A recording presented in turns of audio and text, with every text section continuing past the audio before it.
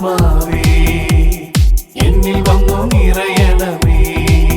പരിശുദ്ധാത്മാവേ കൃപ ചൊരിയണമേ. പരിശുദ്ധാത്മാവേ ശക്തി പകരണമേ. പരിശുദ്ധാത്മാവേ കൃപ ചൊരിയണമേ. പരിശുദ്ധാത്മാവേ ശക്തി പകരണമേ. ദിവ്യകാരുണ്യമായി ഈശോ ഇതാ ഒരിക്കൽ കൂടി നമ്മുടെ ജീവിതത്തിലേക്ക് കടന്നു വരികയാണ്. അവിടുത്തെ സ്നേഹവും കരുണയും നമുക്ക് നൽകുവാനായിട്ട് ഇതാ ദിവ്യകാരുണ്യനാഥൻ ഒരിക്കൽ കൂടി ഈ ദിവ്യ കൂദാശയിലൂടെ നമ്മുടെ ജീവിതത്തിലേക്ക്, നമ്മുടെ മധ്യത്തിലേക്ക് കടന്നു വരുന്നു. ഈ ദിവ്യകാരുണ്യനാഥനെ നമുക്ക് നമ്മുടെ ജീവിതത്തിലേക്ക് സ്വീകരിക്കാം. ഹൃദയം തുറന്ന് മനസ്സും ശരീരവും ആത്മാവും എല്ലാം ദൈവത്തിന് മുമ്പിൽ സമർപ്പിച്ച് കർത്താവിൻ്റെ കരുണയുടെ മുമ്പിൽ ആ കരുണ ഏറ്റുവാങ്ങുവാൻ നമുക്ക് നമ്മെ തന്നെ കർത്താവിന് വിട്ടുകൊടുത്തുകൊണ്ട്, കർത്താവേ കരുണ എന്നിലേക്ക് വർഷിക്കണമേ എന്ന് നമുക്ക് പ്രാർത്ഥിക്കാം. കരുണയായി, സ്നേഹമായി, ദിവ്യ കൂദാശയായി നമുക്ക് വേണ്ടി മാത്രം കടന്നു വരുന്ന നമ്മുടെ കർത്താവിനെ നമുക്കിപ്പോൾ കരങ്ങൾ ഉയർത്തി സ്തുതിച്ച് ആരാധിക്കാം. Hallelujah, hallelujah, hallelujah, hallelujah. ഈശോയെ നന്ദി, ആരാധന, ആരാധന, ആരാധന. Hallelujah, hallelujah. ഈശോയെ, ഈശോയെ, ഈശോയെ ആരാധന, ആരാധന, ആരാധന. Hallelujah, hallelujah. ഈശോയെ നന്ദി, ആരാധന, ആരാധന, ആരാധന. Hallelujah, hallelujah. ഈശോയെ ആരാധന, ആരാധന, ആരാധന. ഈശോയെ സ്തുതി, ആരാധന, ആരാധന. Hallelujah, hallelujah, hallelujah. ഈശോയെ നന്ദി, ഈശോയെ സ്തുതി, ഈശോയെ ആരാധന. Hallelujah, hallelujah, hallelujah. യഥാർത്ഥമായ മനസ്താപത്തിലൂടെ കുമ്പസാരിച്ച് വിശുദ്ധ കുർബാന സ്വീകരിച്ച് ഹൃദയവും മനസ്സും ജീവിതവുമൊക്കെ കർത്താവിന് വിട്ടുകൊടുത്തുകൊണ്ട് കരുണയുടെ കൊന്തയൊക്കെ ചൊല്ലി നമ്മൾ പ്രത്യേകം നമ്മളെ തന്നെ ഈ കരുണയുടെ തിരുനാളിനായിട്ട് ഒരുക്കേണ്ട ദിവസമാണ്. വിശുദ്ധ ഫൗസ്റ്റീനായുടെ ഡയറി കുറിപ്പുകളിൽ രേഖപ്പെടുത്തിയവയും ദൈവം അവൾക്ക് വെളിപ്പെടുത്തിയവയുമാണ് ദൈവകരുണയുടെ തിരുനാളിന് ആധാരമായിട്ടുള്ളത്. ഈ ഡയറി കുറിപ്പുകളിൽ ഈശോ വിശുദ്ധ ഫൗസ്റ്റീനായ്ക്ക് വെളിപ്പെടുത്തിയ 5 കാര്യങ്ങളുണ്ട്. ഒരു വിശ്വാസിയുടെ ജീവിതത്തിൽ ദൈവത്തിൻ്റെ കരുണയെപ്പറ്റി മനസ്സിലാക്കുന്നതിനു വേണ്ടി, ആ കരുണയിൽ ആശ്രയിച്ച് ജീവിക്കുന്നതിനു വേണ്ടി ജീവിതകാലം മുഴുവൻ ദൈവകരുണയുടെ മുമ്പിൽ കൈകൂപ്പി ഹൃദയം തുറന്ന് ജീവിതം വിട്ടുകൊടുത്ത് കർത്താവേ കരുണ എനിക്ക് നൽകണമേ എന്ന് പ്രാർത്ഥിക്കുവാനായിട്ട് ആഗ്രഹിക്കുന്ന വ്യക്തികൾക്ക് വിശുദ്ധ ഫൗസ്റ്റീനായോട് ഈശോ പറഞ്ഞു കൊടുത്തൊരു കാര്യമുണ്ട്. 5 കാര്യങ്ങൾ. അതിലാദ്യത്തത് ദൈവകരുണയുടെ ചിത്രം വണങ്ങുക എന്നതാണ്. ഈ ചിത്രത്തിലേക്ക് നോക്കുമ്പോൾ ദൈവം എത്രമാത്രം മനുഷ്യനെ സ്നേഹിച്ചുവെന്നും ആ സ്നേഹം ഇന്നും അവൻ്റെ തിരുഹൃദയത്തിൽ നിന്ന് ഒഴുകിയിറങ്ങുന്നുവെന്നും മനസ്സിലാക്കുന്നത് ഏറ്റവും ഉചിതമായ ഒരു കാര്യമാണ്. പ്രിയമുള്ളവരെ, രണ്ടാമതായിട്ട് ഈശോ ഫൗസ്റ്റീനയോട് പറഞ്ഞു കൊടുത്ത ഒരു കാര്യമാണ് കരുണയുടെ കൊന്ത ചെല്ലുക എന്ന്. മൂന്നാമതായിട്ട് കരുണയുടെ തിരുനാളിന് ഒരുങ്ങുന്നതിനു വേണ്ടി കരുണയുടെ നൊവേന ചൊല്ലി പ്രാർത്ഥിക്കുക. നാലാമതായിട്ട് ഈസ്റ്റർ കഴിഞ്ഞു വരുന്ന ഞായറാഴ്ച ദൈവകരുണയുടെ തിരുനാളായിട്ട് ആഘോഷിക്കുക. അഞ്ചാമതായിട്ട് ഈശോ പറഞ്ഞൊരു കാര്യമുണ്ട്. അവൻ വിശുദ്ധ ഫൗസ്റ്റീനായ്ക്ക് വെളിപ്പെടുത്തിയ കാര്യങ്ങളെല്ലാം അവളുടെ ഡയറി കുറിപ്പുകൾ എന്ന പേരിൽ അവൾ രേഖപ്പെടുത്തി വച്ചിരിക്കുന്ന ആ പുസ്തകം പ്രചരിപ്പിക്കണം. ഇങ്ങനെ 5 കാര്യങ്ങളിലൂടെയാണ് ഒരു വിശ്വാസി ദൈവത്തിൻ്റെ കരുണയെപ്പറ്റി കൂടുതൽ മനസ്സിലാക്കുകയും ആ കരുണയിൽ സ്വയം സമർപ്പിക്കുകയും ചെയ്യേണ്ടത്.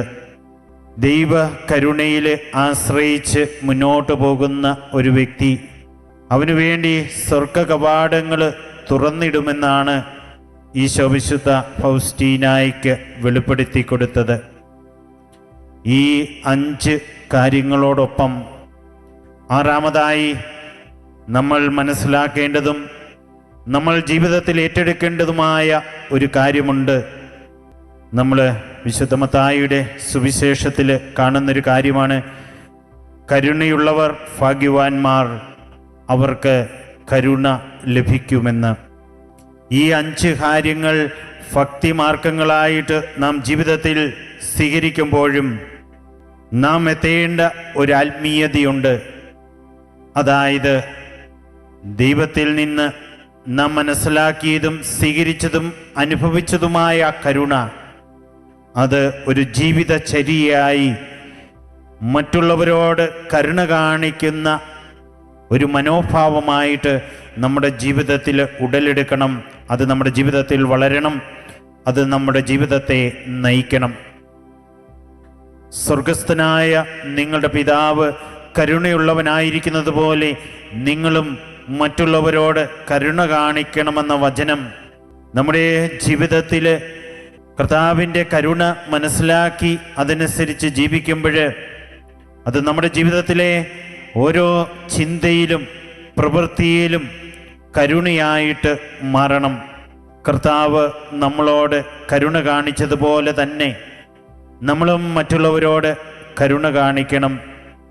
ഈശോ നമ്മളോട് കാണിച്ച കരുണ എന്ന് പറയുന്നത് വ്യവസ്ഥകളില്ലാത്ത കരുണയാണ്. നമ്മൾ നമ്മുടെ ജീവിതത്തിൽ യാതൊരു വ്യവസ്ഥയും വയ്ക്കാത്ത അൺകണ്ടീഷണലായിട്ടുള്ള ആ സ്നേഹം, കരുണ മറ്റുള്ളവർക്ക് പകർന്നു കൊടുക്കണം. കർത്താവിൽ നിന്ന് നാം സ്വീകരിച്ചിരിക്കുന്ന കരുണയെന്ന് പറയുന്നത് നമ്മൾ അർഹിച്ചതുകൊണ്ട് കിട്ടിയ കരുണയല്ല. ദൈവത്തിൻ്റെ കരുണ എന്ന് പറയുന്നത് അർഹിക്കാത്തവന് കൊടുക്കുന്ന അവൻ്റെ സ്നേഹമാണ്. പ്രിയമുള്ളവരെ, അർഹിക്കുന്നവർക്ക് മാത്രം കരുണ കാണിച്ച് അർഹിക്കുന്നവരോട് മാത്രം സ്നേഹം പ്രകടിപ്പിച്ച് മുന്നോട്ട് പോയാൽ നാം ദൈവം നമ്മോട് കരുണ കാണിച്ചതുപോലെയല്ല പ്രവർത്തിക്കുന്നത്. ദൈവത്തിൻ്റെ സ്നേഹവും കരുണയുമൊക്കെ മനുഷ്യൻ ദുരുപയോഗിക്കുമോ എന്നൊന്നും ചിന്തിക്കാതെ, യാതൊരു വ്യവസ്ഥയുമില്ലാതെ, ഒരിക്കലും അസ്തമിക്കാത്ത അനന്തമായ സ്നേഹമാണ്. നമ്മൾ വിലാപങ്ങളുടെ പുസ്തകം 3-ാം അധ്യായത്തിലേക്ക് കടന്നു വരുമ്പോൾ ഒരിക്കലും അസ്തമിക്കാത്ത സ്നേഹം, ഒരിക്കലും അവസാനിക്കാത്ത സ്നേഹം, ഓരോ പ്രഭാതത്തിലും പുതിയതായ ദൈവത്തിൻ്റെ ഉന്നതമായ സ്നേഹവും കരുണയും, പ്രിയമുള്ളവരെ, അതാണ് നാം മറ്റുള്ളവരോട് കാണിക്കേണ്ടത്. ദൈവത്തിൻ്റെ കരുണ നാം നമ്മുടെ ജീവിതത്തിൽ ഏറ്റെടുക്കുമ്പോൾ ദൈവത്തോട് കർത്താവേ കരുണ എന്നിലേക്ക് വർഷിക്കണമേ നമ്മൾ പ്രാർത്ഥിക്കുമ്പോൾ അത് നമുക്ക് വേണ്ടി മാത്രമാകാതെ സ്വീകരിച്ച അനുഭവിച്ച ജീവിതമാർഗമായിട്ട് നമ്മൾ നേടിയെടുത്ത കരുണ അത് നമ്മുടെ പ്രവൃത്തിയിലും ചിന്തയിലും നമ്മുടെ വാക്കുകളിലുമെല്ലാം പ്രതിഫലിക്കണം. പ്രിയമുള്ളവരെ, എല്ലാവരോടും, പ്രത്യേകിച്ച് പാവപ്പെട്ടവരോട്, പരിത്യക്തരോട്, പാർശ്വവൽക്കരിക്കപ്പെട്ടവരോട് കരുണ കാണിക്കണം. അതാണ് ഫ്രാൻസിസ് പാപ്പ നമ്മുടെ മുമ്പിൽ ജീവിച്ച് കാണിച്ചത്. ഫ്രാൻസിസ് പാപ്പ ഇന്ന് ലോകത്തിന് ഇത്രമാത്രം സമ്മതനായി മാറിയത് അദ്ദേഹത്തിലൂടെ ലോകം കണ്ട ദൈവത്തിൻ്റെ കരുണയുടെ മുഖമാണ്. പ്രിയമുള്ളവരെ, നമ്മുടെ ജീവിതത്തിൽ മറ്റുള്ളവരോട് കരുണ കാണിക്കുന്നതിൽ വിമുഖരാകാതിരിക്കുവാനായിട്ട് നമുക്ക് ശ്രമിക്കാം. നമ്മുടെ കുടുംബത്തെ ഈശോയ്ക്ക് സമർപ്പിച്ച് പ്രാർത്ഥിക്കാം. കുടുംബ ബന്ധങ്ങളിൽ ജീവിത പങ്കാളിയോട്, മാതാപിതാക്കളോട്, സഹോദരങ്ങളോട്, കുഞ്ഞുങ്ങളോട്, വ്യക്തിബന്ധങ്ങളിൽ നാം ആയിരിക്കുന്ന അവസ്ഥയിൽ നാമുമായി ബന്ധപ്പെട്ട എല്ലാവരോടും, നമ്മുടെ സുഹൃത്തുക്കളോട്, നമ്മുടെ അയൽപക്കക്കാരോട് ഒക്കെ നമ്മൾ കരുണ കാണിക്കേണ്ടിയിരിക്കുന്നു. ദൈവത്തെ പോലെ നിരന്തരം എല്ലാ കാര്യത്തിലും നമ്മുടെ ജീവിതത്തിൽ കരുണ കാണിക്കുവാനായിട്ട് നമുക്ക് ശ്രമിക്കാം. കരുണ നമ്മുടെ ജീവിതത്തിൽ സഭയിൽ തെറ്റ് കാണിക്കുന്നവരോടുകൂടി അവരോടും നമ്മൾ ജീവിതത്തിൽ കരുണ കാണിക്കണം. ഒരുപക്ഷെ നമ്മുടെ സഭാ തലവന്മാരോട്, വൈദികരോട്, സമർപ്പിതരോട്, ആത്മീയ ശുശ്രൂഷയിൽ വീഴ്ചകൾ വരുത്തുന്നവരോട് നമുക്ക് കരുണയോടെ അവർക്ക് വേണ്ടി പ്രാർത്ഥിച്ചുകൊണ്ട്, അവരോട് കരുണയോടെ സഹവർത്തിച്ചുകൊണ്ട് നമുക്ക് ജീവിതത്തിൽ മുന്നോട്ട് പോകാം. ദൈവ കരുണയിൽ വലിയ പ്രത്യാശയോടെ നമുക്ക് സമീപിക്കാം. ഇന്ന് ഈ ലോകത്തൊരുപാട് ആത്മഹത്യാ പ്രവണതകൾ, കൊലപാതകങ്ങൾ കൂടിക്കൂടി വരുന്നതായിട്ട് നമുക്ക് കാണുവാനായിട്ട് സാധിക്കും. ആത്മാവിനെ നശിപ്പിക്കുന്ന അന്ധവിശ്വാസത്തിൻ്റെ, ആത്മീയ മന്ദതയുടെ, തെറ്റായ വിശ്വാസങ്ങൾ ഏറ്റെടുക്കുന്നതിൻ്റെതായ സാഹചര്യങ്ങൾ നമ്മുടെ ജീവിതത്തിൻ്റെ മുന്നിലൂടെ കടന്നു പോകുമ്പോൾ നമ്മുടെ ആത്മാവിനെ നശിപ്പിക്കാതെ ആത്മാവിനെ ദൈവത്തിന് സമർപ്പിച്ചുകൊണ്ട് ദൈവകരുണയിൽ നമുക്ക് ശരണം പ്രാപിക്കാം. എല്ലാം കർത്താവിൻ്റെ കരുണയുടെ മുമ്പിൽ നമുക്ക് സമർപ്പിക്കാം. നമ്മുടെ മനസ്സിലുള്ള നിരാശകൾ, മാനസിക വിഷമതകൾ, ബുദ്ധിമുട്ടുകൾ എല്ലാം നമുക്ക് കർത്താവിന് സമർപ്പിച്ച് പ്രാർത്ഥിക്കാം. എല്ലാം നമുക്ക് കർത്താവിന് സമർപ്പിച്ച്, കർത്താവേ കരുണ നീ എൻ്റെ ജീവിതത്തിലേക്ക് ഒഴുക്കണമേ, നിന്റെ കരുണയും സ്നേഹവും എനിക്ക് പകർന്നു തരണമേ എന്ന് നമുക്ക് പ്രാർത്ഥിക്കാം.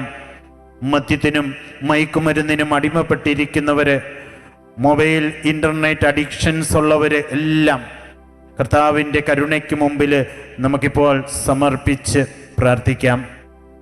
ഏറ്റവും കരുണാദ്രനായ ഈശോയെ, അങ്ങ് കാരുണ്യം തന്നെയാകുന്നു. അങ്ങയുടെ കനിവ് നിറഞ്ഞ ഹൃദയത്തിലേക്ക് മന്ദത ബാധിച്ച ആത്മാക്കളെ ഞാൻ കൊണ്ടുവരുന്നു. ജീവനറ്റ ശരീരങ്ങളെപ്പോലെ ആറിത്തണുത്ത ഈ ആത്മാക്കളിൽ അങ്ങയുടെ കാരുണ്യത്തിൻ്റെ മഹനീയ ശക്തി പ്രവർത്തിക്കണമേ. അങ്ങയുടെ സ്നേഹതീഷ്ണതയിലേക്ക് ഇവരെ ആനയിക്കണമേ. പരിശുദ്ധമായ സ്നേഹത്തിൻ്റെ ദാനം അവരിൽ നീ ചൊരിയണമേ. എന്തെന്നാൽ യാതൊന്നും അങ്ങയുടെ ശക്തിക്ക് അതീതമല്ലല്ലോ. നിത്യനായ പിതാവേ, ഏറ്റവും ദയയുള്ള ഈശോയുടെ തിരുഹൃദയത്തിൽ സ്ഥാനമുള്ള മന്ദത ബാധിച്ച ഈ ആത്മാക്കളുടെ മേൽ അങ്ങയുടെ ദയാദൃഷ്ടി പതിക്കണമേ. കാരുണ്യത്തിൻ്റെ പിതാവേ, അങ്ങേ പുത്രൻ്റെ കൈപ്പേറിയ പീഡകളെ പ്രതിയും കുരിശിലെ 3 മണിക്കൂർ സമയത്തെ സഹനത്തെ പ്രതിയും ഞാൻ അങ്ങയോട് യാചിക്കുന്നു. അവരും അങ്ങയുടെ അഗാധ കാരുണ്യത്തെ മഹത്വപ്പെടുവാൻ ഇടയാകട്ടെ. ആമേ. ഓൺലൈനിലായിരുന്നു കൊണ്ട് കർത്താവിൻ്റെ കരുണയ്ക്ക് വേണ്ടി കർത്താവിൻ്റെ മുമ്പിൽ പ്രാർത്ഥിക്കുന്ന എല്ലാവരുടെയും മേൽ കർത്താവ് തൻ്റെ കരുണയും സ്നേഹവും വർഷിക്കട്ടെ എന്ന് നമുക്ക് പ്രാർത്ഥിക്കാം. ഒരിക്കൽ കൂടി നമ്മായിരിക്കുന്ന അവസ്ഥയും ഈശോയുടെ കരുണയ്ക്ക് മുമ്പിൽ സമർപ്പിച്ചുകൊണ്ട് ഈ സമാപന ആശീർവാദം നമുക്ക് സ്വീകരിക്കാം.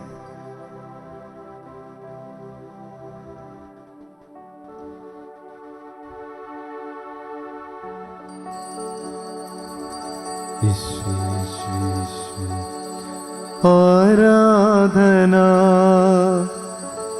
ആരാധന ആരാധന യേശുനാഥ. പരിശുദ്ധ പരമമാ